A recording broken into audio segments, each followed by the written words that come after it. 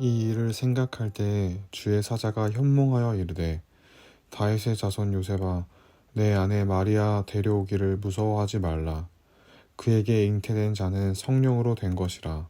아들을 낳으리니 이름을 예수라 하라. 이는 그가 자기 백성을 그들의 죄에서 구원할 자이심이라 하니라. 아멘. 성도 여러분, 좋은 아침입니다.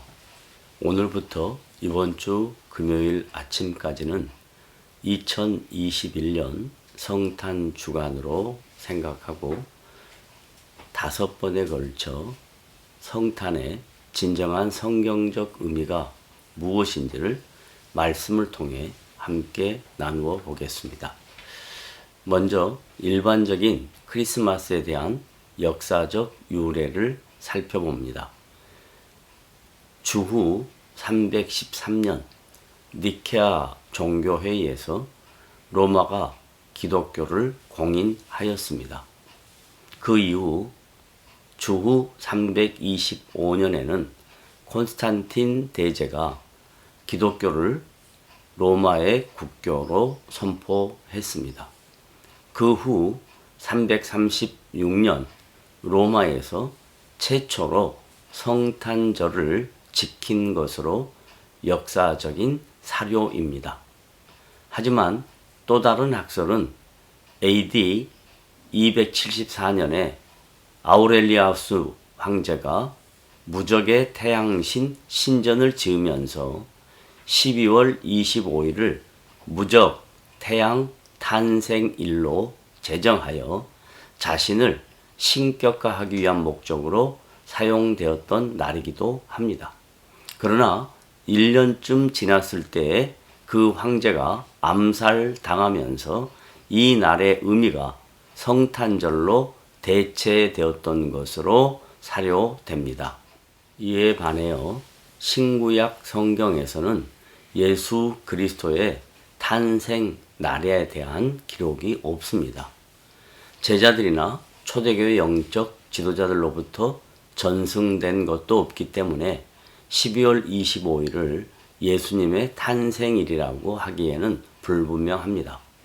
하지만 크리스마스는 하나님의 아들이신 예수님께서 이 땅에 오신 이유와 목적을 기리는 것이 중요하기 때문에 탄생날이 분명치 않아도 큰 문제가 되지 않습니다.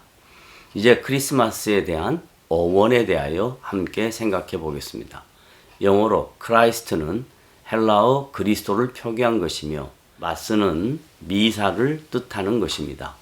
이 두 단어가 합성되어서 크리스마스가 된 것입니다. 이것은 예수 그리스도께 드리는 미사 혹은 예배라는 뜻이기도 합니다.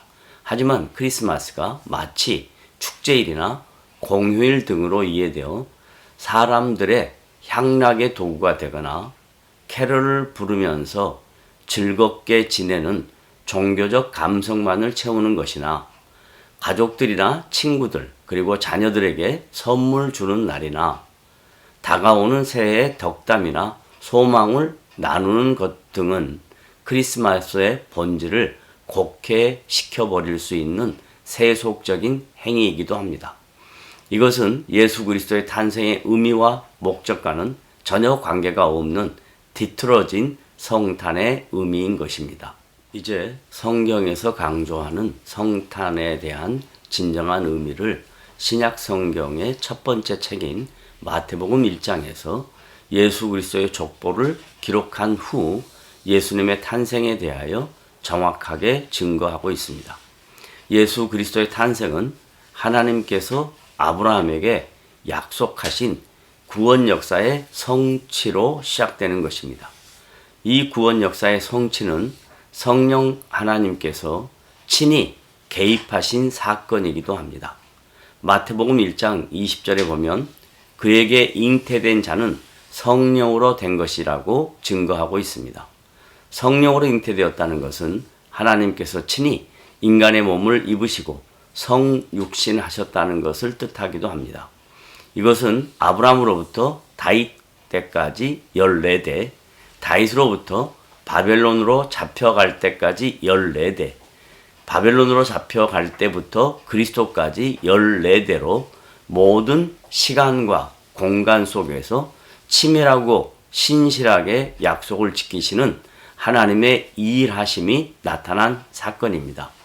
이 하나님의 일하심이 2021년 성탄을 맞이하는 저와 여러분들에게도 동일하게 지금도 역사하시는 하나님의 일하심이 여러분의 인생 속에 있다는 것을 잊지 마시고 성탄 주간에 진정한 성육신의 의미를 깊이 묵상하는 복된 성도들이 되시기를 주님의 이름으로 부탁을 드립니다.